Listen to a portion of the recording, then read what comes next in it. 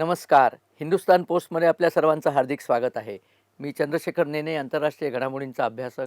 माझ्याबरोबर रोहित व्हिडिओग्राफर आहेत. आपण ती बातमी सगळ्यांनी बघितलीच आहे, की इराण आणि अमेरिका आणि इस्रायल यांच्या युद्धामध्ये मध्यस्थी आणि ती केली कोणी? तर एक विदूषक देश पाकिस्तान त्यांनी.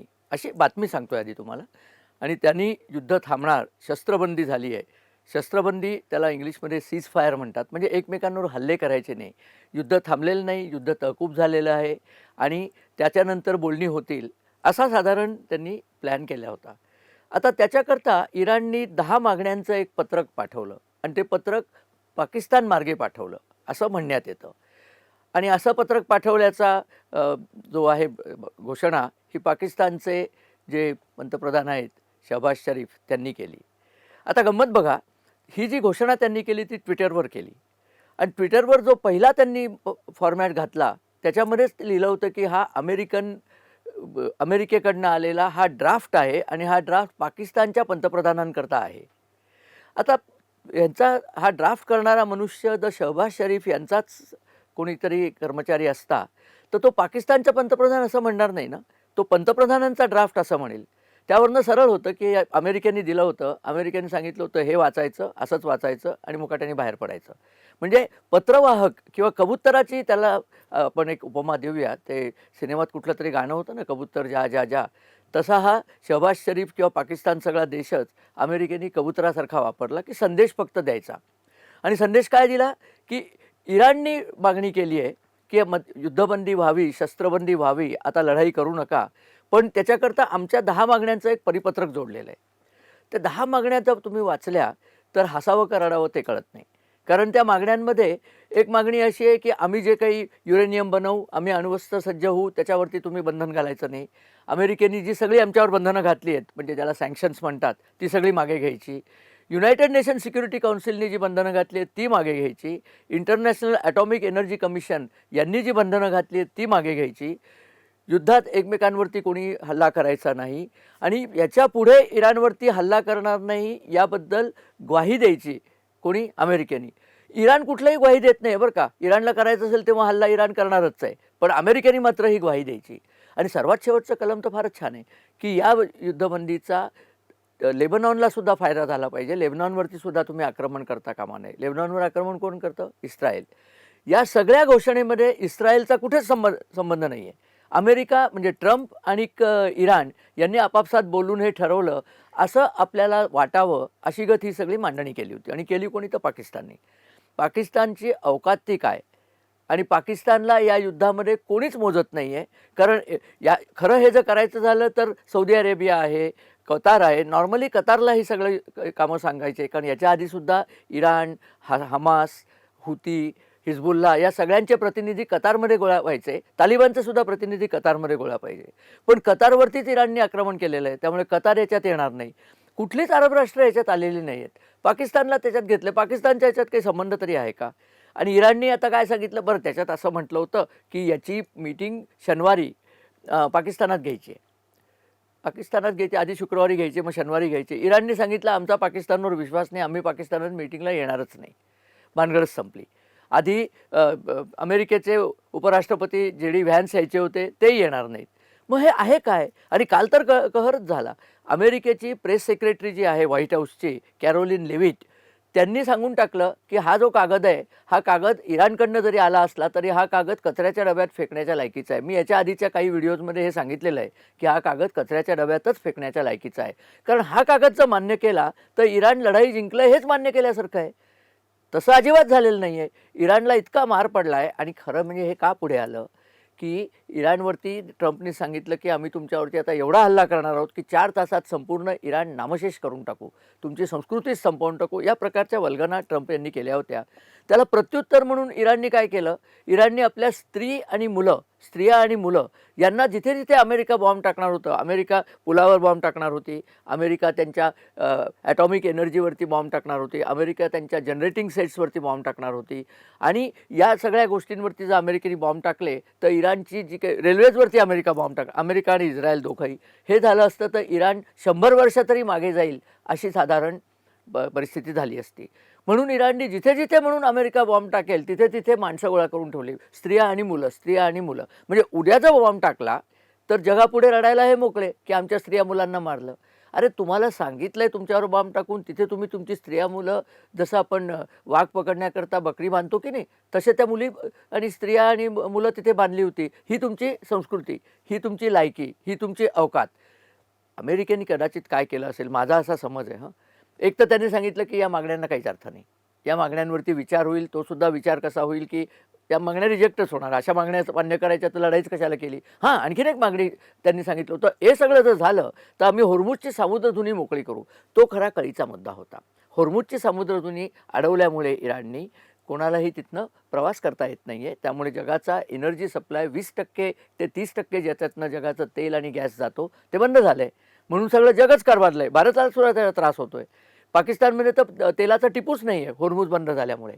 मग इराणनी काय सांगितलं, आम्ही होर्मुझची समुद्रधुनी उघडी करू, पण प्रत्येक जहाजाने $20 लाख आम्हाला द्यायचे आणि त्यातले थोडेसे आम्ही ओमानला सुद्धा देऊ. गंमत पाहिली का? ओमानच्या राष्ट्राध्यक्षांनी सांगितलं की आम्हाला याच्यातला एकही पैसा नको. होर्मुझ पूर्वी स्वतंत्र होतं, आताही स्वतंत्रच राहिलं पाहिजे. त्याच्यावर इराणचा कुठल्याही तऱ्हेने अधिकार आम्हाला मान्य नाही.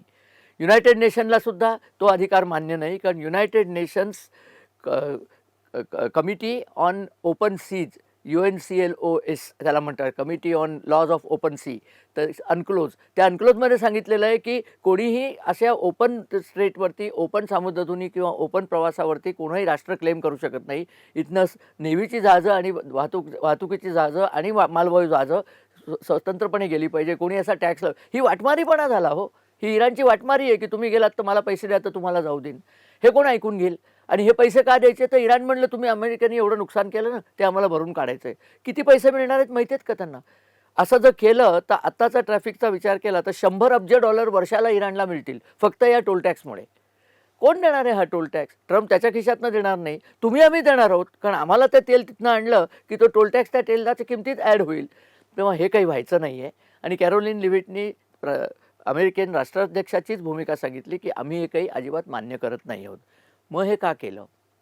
माझ्या मते अमेरिकेला त्या निरपराध लोकांवरती बॉम्ब टाकायचे नव्हते, म्हणून इराणला गाफील ठेवण्याकरता अमेरिकेने ही शस्त्रबंदी आणि युद्धबंदीची घोषणा केली आहे. ही 1 आठवडा टिकली तरी खूप झाली. 1 आठवडा काय, ती शस्त्रबंदी झाली, इस्रायलनी तर ती हुडकावूनच लावली. ते म्हणले हिजबुलला आमचा मामला आहे, त्याच्यात अमेरिकेचाही संबंध नाही. आणि त्यांनी आत्ता 300 लोकं मारली बेरूटवरती हल्ला करून. त्यांचं चालूच आहे. आणि मग इराणने सांगायला सुरुवात केली की असं करणार असला तर आम्ही शस्त्रबंदी करणार नाही. तुमची अवकात आहे का शस्त्रबंदी न करण्याची? काय चाललं आहे? आता असं दिसतंय की हा शस्त्रबंदीचा करार चीननी ढकललेला आहे. पाकिस्तानला त्याच्यात काहीच व्हॅल्यू नव्हती. चीनची पंचायत झाली आहे, कारण होर्मुझची सामुद्रधुनी बंद असली तर चीनला पुरेसं तेल मिळत नाही. चीनचं 40% तेल होर्मुझच्या सामुद्रधुनीतनं येतं, त्यामुळे ते त्यांना मिळणार नाही. व्हेनेझुएलातनं उरलेले 30-40% येत होते, ते ट्रम्पने बंद करून टाकले. हे युद्धच मुळात चीन आणि अमेरिकेचं युद्ध आहे. इराण हे एक प्यादा आहे, हे आपण लक्षात ठेवा. तर ही शस्त्रबंदी चालायची नाही. या शस्त्रबंदीचा एकमात्र फायदा झाला, भारतालाही फायदा झाला. शेअर मार्केट दाणकन उसळी घेतली. भारतातल्या शेअर मार्केटमध्ये गुंतवणूकदारांना 16 लाख कोटी रुपयांचा फायदा झाला आहे. तसाच अमेरिकेत प्रचंड फायदा झाला आहे. आणि ट्रम्प आणि त्यांचे मित्र शेअर मार्केटमध्ये कायम ॲक्टिव्ह असतात. हे करून म्हणजे कसं करतात तुम्हाला सांगतो. ट्रम्पला माहिती आहे की उद्या मी घोषणा करणार आहे, मार्केट वर जाणार आहे. ट्रम्प आत्ता ते सगळे शेअर्स कमी किमतीत विकत घेऊन ठेवतो. मार्केट वर गेलं की ते तातडीने विकून टाकायचे. प्रत्यक्ष शेअर विकायलाच लागत नाही, वायदा करायचा, विकायचं आहे. आणि परवा लढाई सुरू झाली की मार्केट पुन्हा खाली येईल, तेव्हा पुन्हा घ्यायचे आणि मधला डिफरन्स खिशात घालायचा. भरपूर डिफरन्स असतो, अब्जावधी डॉलर्स असतात. गेल्या वेळेलाही ट्रम्पने असंच केलं होतं. ते होण्याकरताच बहुतेक ही शस्त्रबंदी वगैरे झालेली आहे. आणि मारामाऱ्या ऑलरेडी सुरू झाल्या आहेत. इराणनी मिसाईल्स टाकायला सुरुवातच केलेली आहे. पुन्हा इराणचा जो गॅस प्रोसेसिंग प्लांट आहे लफान म्हणून, तिथे मिसाईल टाकलेली आहे. तेव्हा हे काही युद्धबंदी वगैरे काही नाही आहे. हे तुम्हाला आपलं बरं वाटावं म्हणून सांगायच्या घोषणा आहे. त्याच्यात आपला फायदा झाला. मोदींनी 8 का 9 जहाजं आपली तिथनं सोडवून घेतलेली आहेत. हा प्रकार झालेला आहे, आपल्याला त्याचा फायदाच होणार आहे. पुन्हा आणखीन एक गोष्ट झाली आहे की इराणने सांगितलं आहे चाबहार बंदर पूर्णपणे भारताचं असणार आहे, त्यामुळे त्याच्यात कोणाचाही इंटरफेरन्स आम्ही खपवून घेणार नाही, कोणाचाही म्हणजे चीनचा इंटरफेरन्स. अशी सगळी मिक्स्ड रिॲक्शन आहे याला. पण तुम्ही माझ्याकडनं तर खात्रीच घ्या की येत्या 3-4 दिवसात युद्ध पुन्हा जोमाने सुरू होईल. अमेरिकेचं सैन्य थोडं श्वास घेईल. कसं असतं क्रिकेटच्या खेळाडूला एखाद्या बॅट्समनला जर पायाला चेंडू लागला तर तो टाईम प्लीज म्हणून हात वर करतो की नाही. मग अंपायर म्हणतात की ठीक आहे, थांब बाबा, तुझ्या याच्यावर काय ते स्प्रे मारा, बर्फ लावा वगैरे, 2-4 मिनिटांनी तू पुन्हा खेळायला उभा राहतो. हा टाईम प्लीज चाललेला आहे, थांबलेलं वगैरे काही नाही आहे.